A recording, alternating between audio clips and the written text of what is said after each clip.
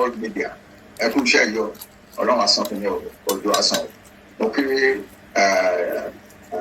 ọmọ mi Sunday Igboho káàbọ̀ sí program mo kí ẹ o ẹ̀yin lẹni ká lọ ṣe announcement lẹ́yìn fún àwọn ọmọ kéékèèké wa tó bá lè gbà pé ó ti tó mo kí deputy mi ní ilé George Akínọlá mo kí deputy mi ní diaspora Káyọ̀dé Ìmọ̀lá mo kí gbogbo ẹni chairman YSDM in every country of the world gbogbo ẹni secretary members of the executive council world council of YSDM mo kí gbogbo ní o the big question on every tongue láàrin wa láti oṣù bíi díẹ̀ sẹ́yìn ni pé ìjọ wo la máa bẹ̀rẹ̀ láàrin wa wá ní ìfẹ́ pẹ̀lú rẹ̀ lẹ̀ níwájú Ọlọ́run láti wá sọ fún yín báyìí lálẹ́ ìgbẹ́ tó bá di láàárọ̀ ọ̀la gbogbo wa ká jáde síta nílé wa ẹnì kankan má lóhun wọkọ̀ lọ sílẹ̀ ìlú ẹlòmíràn lọ sí rálì ọjọ́ Èkó àti Ìbàdàn ní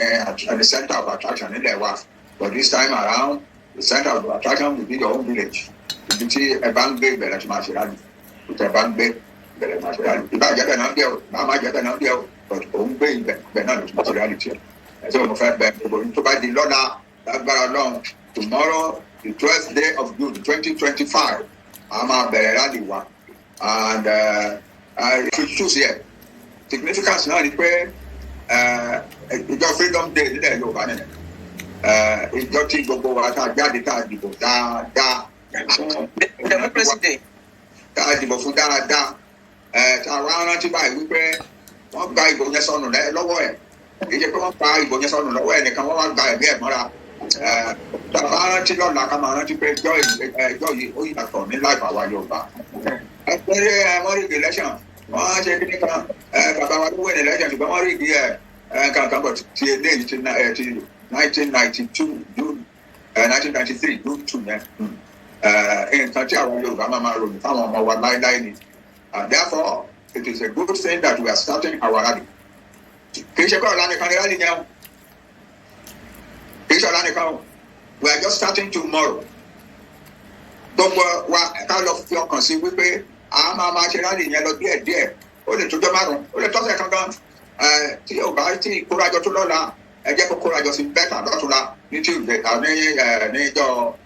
Saturday tó bá tún wá dé Sunday ẹ jẹ́ kó túbọ̀ wá pọ̀ sí ẹ jẹ́ ká máa pọ̀ sí lójoojúmọ́ kí gbogbo ayé bá lè rí àwọn ọmọ ní technology náà mọ bọ́ ti máa ṣe wọ́n ti ṣètò wípé gbogbo ayé ló máa rí wa nílùú àti ìletò wa káàkiri ilẹ̀ Yorùbá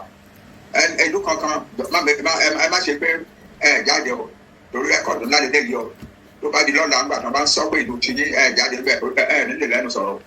Ọlọ́run níṣẹ́ ní lẹ́ni tí ò ní lẹ́nu sọ̀rọ̀ ẹ jẹ́ kí gbogbo wa jáde everybody get out and let us show that we want our country very very important tábàdé máa jáde ẹ̀rántí nǹkan tá a máa sọ nígbà gbogbo sí ara wa wípé àwa ò kì í ṣe oníjàgídíjàgan o àwa ò kì í ṣe oní violence o àwa ò kì í ṣe ní pàyàpàyà o àwa ò kì í ṣe gúnyàn lọ́bẹ̀ o àwa ò kì í ṣe pé àwọn tó ń pa ọlọ́pàá tó ń pa sójà ní títì o àwa òṣèlú yẹn ti wá o àwa fẹ́ fi hàn pé à ń fẹ́ nǹkan tá à ń fẹ́ a lè fẹ́ fi hàn aráyé pé pẹ̀lú ìfẹ́ la fi fẹ́ kò sí pé a bá yàn kankan jà we are not protesting against anything or anybody we are just showing to the world that we want our own country that's all mo gbẹ̀yìn kí gbogbo ajá jáde ẹnìkan kan máa mú nǹkan ìjà dání pé màá mọ bẹ́sàpò màá mú àdá dání màá wá ìdà kan màá mú dání màá wá igi tí màá fi lùyàn màá fi gbogbo wa aṣọ funfun ní kájẹ ká wọ̀ aṣọ funfun ní kájẹ kí gbogbo wa wọ̀ kò sẹ́ni tí ò láṣọ funfun kan wá ń tábà ọ̀dà nílé ẹ jẹ́ ká wọ aṣọ funfun lọ́la á dẹ̀ máa wọ aṣọ funfun every day until this rally ends then orin ayọ̀ ní ká dẹ̀ máa kọ placard